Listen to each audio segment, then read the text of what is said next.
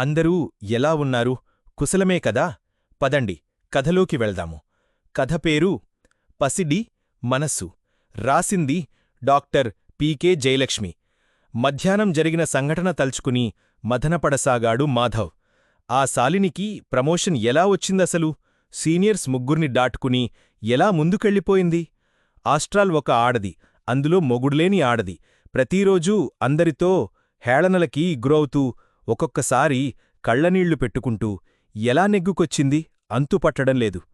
తమ మిత్రులకి కూడా కడుపుమంటగానే ఉంది. కాని ఏం చేయగలరు? పై అధికారులు పనిలో ఎఫిషియన్సీకి మార్కులు వేసి శాలినికి పట్టం కట్టారు.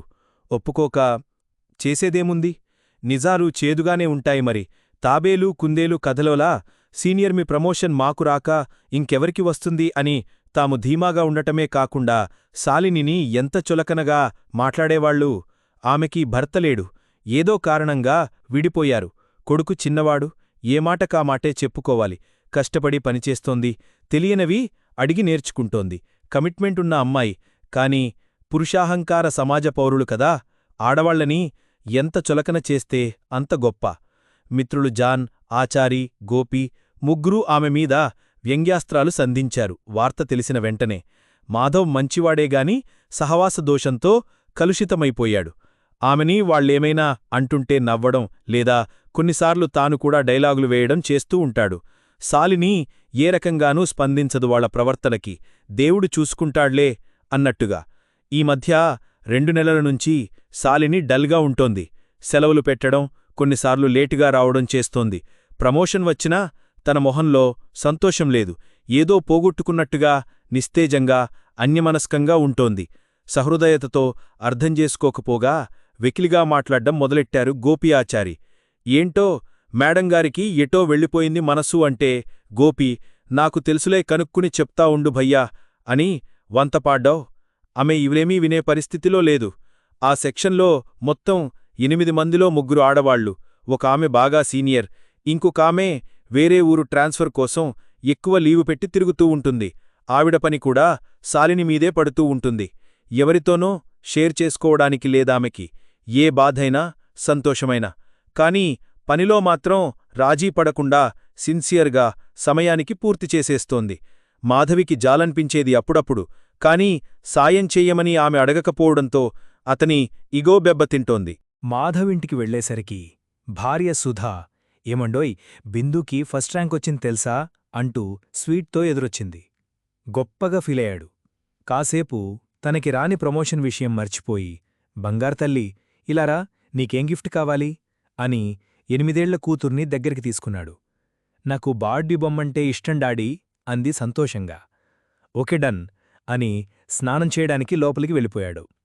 వచ్చేసరికి బిందు దేనికో మారాన్ చేస్తుంది. సుధ కోప్పడుతోంది. ఇలా అయితే మీ టీచర్కి కంప్లైంట్ చేస్తా, ఏమనుకుంటున్నావో అంటూ. నాకొద్దు, ఇష్టం లేదంటే వినివే అంతకంటే కోపంగా ఎదురుస్తోంది బిందు. ఏంటిగోలా విసుక్కున్నాడు మాధవ్. చూడండి, మరీ మొండికేస్తోంది అన్నం తిండానికి. అన్నం తింటున్నాగా పెరుగన్నం వద్దన్నా అంతే అంది కూతురు. పెరుగన్నం తినకపోతే బలం రాదు కదా చుట్టితల్లి, కొంచెం తిను అంటూ బుజ్జగించాడు మాధవ్. నాకిష్టంలే డాడీ, ప్లీజ్ 2 ముద్దలు తిను, మనం బయటికెళ్తాం గదా ఇప్పుడు ఊరించాడు. తినకపోతే బొమ్మ క్యాన్సిల్. మరి తింటే చిలిపిగా అడిగింది బిందు. ఇంకో స్పెషల్ గిఫ్ట్, నీకేం కావాలంటే అది. నిజంగానా? ప్రామిస్సా? Yes, double promise.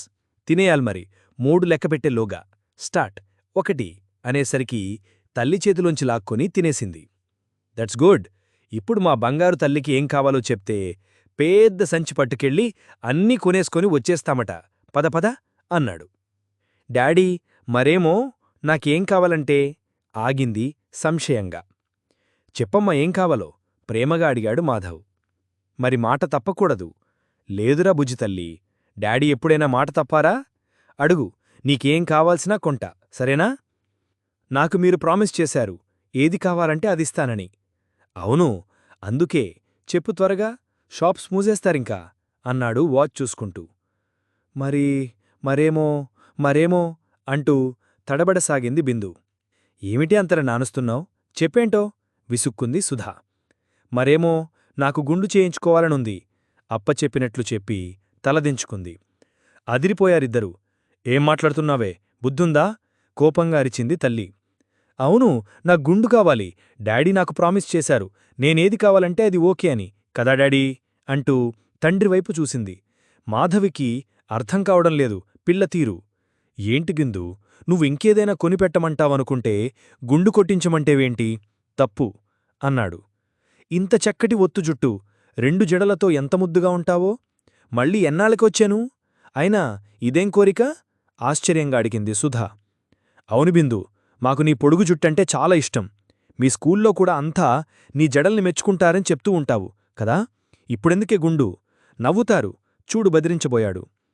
నాకేమీ తెలియదు, మీరు ప్రామిస్ చేశారు, నా గుండు కావాలి అంతే అని మారాంచేయడంతో, సరే రేపు ఆదివారం కదా, ప్రొద్దున్నే సెలూన్కి వెళ్దాంలే, ఇంక పడుకో అనేసి తన రూంలోకి వెళ్ళిపోయాడు.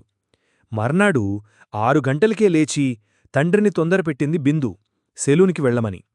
తల్లి మళ్లీ పరిపరి విధాలా చెప్పింది. అయినా బిందు వింటే కదా. చేసేది లేక మాధవ్ సెలూన్కి తీసుకెళ్లి గుండు చేయించాడు. చాలా సంతోషపడిపోయింది బిందు తన గుండు చూసుకొని. సుధా, మాధవులు ఒకరి మొహాలొకరు చూసుకున్నారు. మరనాడు రిక్షావాణ్ణి వద్దని తనే బిందూని స్కూల్కి బైక్ మీద దింపాడు. ఎందుకంటే దాని గుండును చూసి మిగిలిన పిల్లలు వెక్కిరిస్తే అది ఏడ్చుకుంటూ వెనక్కి వస్తే ఓదార్చి వాళ్ల టీచర్స్కి అప్పచెప్పి ఆఫీస్కి వెళ్లామని ప్లాన్. బిందు బైక్ దిగి డాడీ బాయ్ అని నవ్వుతూ ముందుకు వెళ్ళి అక్కడే ఉన్న ప్యూన్ని ఏదో అడుగుతోంది. ఈలోగా మాధవ్ పక్కన స్కూటీ ఒకటే ఆగింది. గుండుతో ఉన్న బిందు ఈడు కురుగాడు దిగుతుంటే వాళ్లమ్మ బ్యాగ్ అందిస్తూ జాగ్రత్త సిద్ధూ అంటోంది. తెలిసిన గొంతులా ఉంది అని చూసేసరికి ఎవరో కాదు, శాలిని. అప్పటిదాకా అక్కడే నుంచున్న బిందు ఆ కుర్రాణ్ణి చూసి హాయ్ సిద్ధూ అని పలకరించి ఆప్యాయంగా వాడి చేయి పట్టుకుని వెనక్కి తిరిగి తమకి బాయ్ చెప్పి క్లాసుకి వెళ్ళిపోయింది. మాధవికి ఏమీ అర్థం కావడం లేదు. డ్రెస్ కోడ్లాగా గుండు కోడేమైనా పెట్టారా వేంటి స్కూల్ వాళ్ళు అనుకుంటూ పైకి అనేశాడు. బిందు మీ అమ్మాయ మాధవురు? అంత మంచి కూతురిని కన్న మీరెంత అదృష్టవంతులో అంటున్న శాలిని కళ్ళు అశ్రుపూరితమయ్యాయి. ఏంటి మీరనేది? ఆశ్చర్యపోతూ అడిగాడు. అవును, చూశారు కదా, ఇందాక బిందుతో వెళ్లిన పిల్లాడు సిద్ధార్థు, నా ఒక్కగానొక్క కొడుకు. వాడికి నేను నాకు వాడు తప్ప ఈ లోకంలో మాకెవ్వరూ లేరు. 2 నెలల క్రితం వాడికి బ్లడ్ క్యాన్సర్ని డాక్టర్లు కన్ఫర్మ్ చేసినప్పుడు తల్లడిల్లిపోయాను. కాని ఆ భగవంతుడి దయవల్ల నయమయ్యే స్టేజ్లోనే ఉందని కీమోథెరపీ మొదలెట్టారు. దాంతో జుట్టు ఊడిపోసాగింది. స్కూల్లో మిగిలిన పిల్లలు వెక్కిరిస్తున్నారని రోజూ ఇంటికొచ్చి ఏడ్చేవాడు. వచ్చే నెల నుంచి పరీక్షలు పెట్టుకొని ఈ మధ్య స్కూలుకి వెళ్లడం మానేశాడు. 3 రోజుల క్రితం బిందు విషయం కనుక్కుందామని మా ఇంటికొచ్చింది. వాడికెంతో నచ్చిచెప్పి సోమవారం నుంచి స్కూలుకి రా, నేను నీకు సాయం ఉంటాను, ఎవ్వరూ ఏమీ అనకుండా చూసుకుంటాను అని ధైర్యం చెప్పి వెళ్ళిపోయింది. ఇదిగో మళ్లీ వాళ్ల బిందుని ఇలా చూశాను. మా వాడికోసం తన అందమైన జుట్టును కత్తిరించుకొని గుండు చేయించుకుందంటే hats off to your daughter. నిజమైన మానవత్వం, సిసలైన సహానుభూతి అంటే అది. నిజంగా అవతలి వాళ్లు స్థానంలో నిలబడి ఎంతమంది ఆలోచిస్తున్నారు సరి వాళ్ల రేపు. నాకిప్పుడు చాలా ధైర్యంగా ఉంది. సిద్ధు గురించింది నాకు బెంగలేదు. Really you are blessed. మీ పాప ఇంత చిన్న వయసులోనే సాటివారి కష్టాలకి అంత బాగా స్పందించింది అంటే పెద్దయ్యాకింకెంత మంచి పేరు తెచ్చుకుంటుందో. Anyway, thank you so much Madhav garu. Office time అవుతోంది, కలుద్దాం అంటూ శాలిని స్కూటీ స్టార్ట్ చేసుకుని వెళ్ళిపోయింది. మాధవికి కాసేపు బుర్రంతా బ్లాంక్ అయిపోయిన ఫీలింగ్. ఒక చిన్నపిల్లకి ఉన్నపాటి సంస్కారం తనకి లేనందుకు కుమిలిపోయాడు. బిందు తన క్లాస్మేట్కి సాయం చెయ్యాలని ఆరాటపడుతుంటే ఆ పిల్ల తండ్రైన తను తోటి ఉద్యోగిని అవమానించాలని చూశాడు. ఆమెకి ప్రమోషనొస్తే అభినందించడం పోయి మిత్రులతో కలిసి వెటకారలాడుతూ ఆమెని మానసిక క్షోభకి గురిచేసి పైశాచిక ఆనందాన్ని అనుభవిస్తుంటే నిండా 8 ఏళ్లు అయినాలేని తన కూతురు ఎంతో సహానుభూతితో శాలిని కొడుకు మానసిక వేదనని దూరం చేయడం కోసం తాను నవ్వుల పాలవడానికి కూడా సిద్ధపడ్డం అతనికి కళ్ళు తెరిపిస్తోంది, కళ్లవెంట నీరు చెప్పిస్తోంది. కథ ఎలా ఉంది? నచ్చిందా? మళ్ళీ కలుద్దాము. సెలవు.